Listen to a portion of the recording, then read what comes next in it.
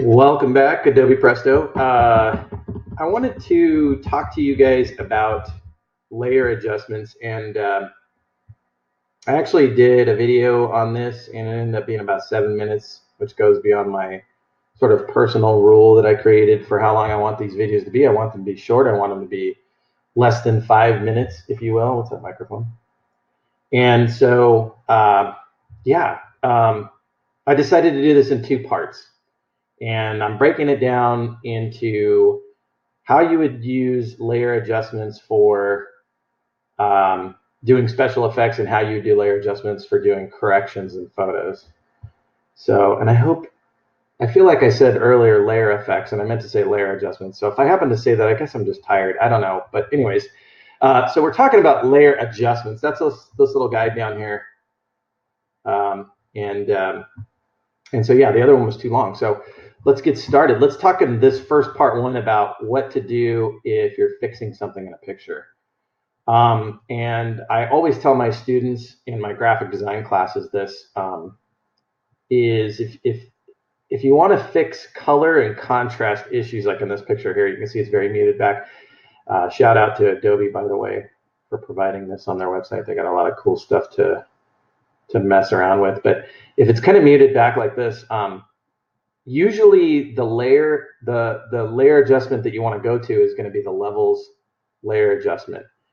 It just almost always works wonders for any photo. So let me show you how that works. So to apply a layer adjustment, we're going to click this here and choose levels.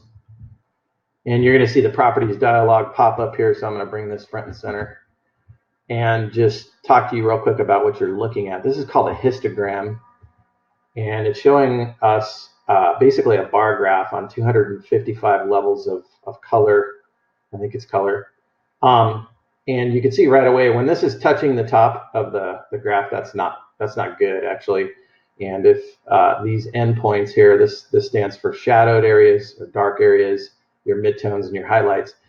If any of those are sort of out of gamut, sort of way out here in the middle of nowhere, that's problematic. And if this histogram is ever touching the top, so we want to bring back these pixels in range to try to fix this picture. And so when you have this hazy sort of milky look to it where the colors are muted back and there's not a lot of contrast, give levels a try. So simply take this slider and slide it over so it starts to touch our bar graph, and you're going to do the same with the highlights.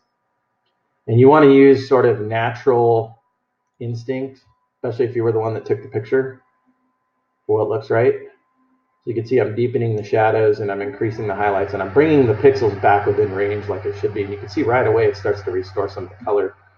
And then I almost always will finish it up with a little bit of mid-tone adjustment, kind of moving it to the right. Is it getting too dark? Is it getting too light? Until I get to pretty much what I want. And that's it. So give that a try, give levels a try, and see if that works for you.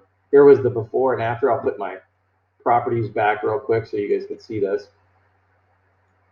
Before, after, I mean, it just looks fantastic. Huge difference.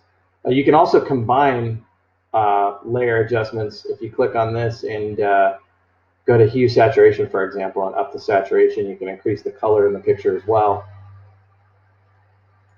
You want to make subtle changes to this. Don't go too big on it, but do what looks right to you, especially if you're color correcting and not doing it for special effects. The last thing I wanted to show you is what happens if you get a weird color cast. So on this particular picture, there's sort of a blue glow over this. There was possibly a cool light source of some sort, like a fluorescent light. And when this picture was taken, it kind of put a blue color cast over it. So you can also go back here to layer adjustments and choose levels.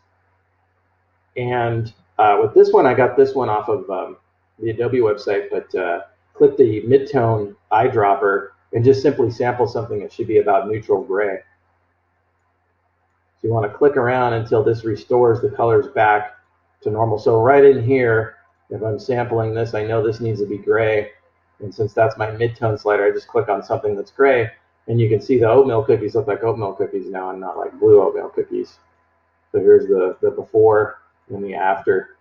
So that again is levels layer adjustment.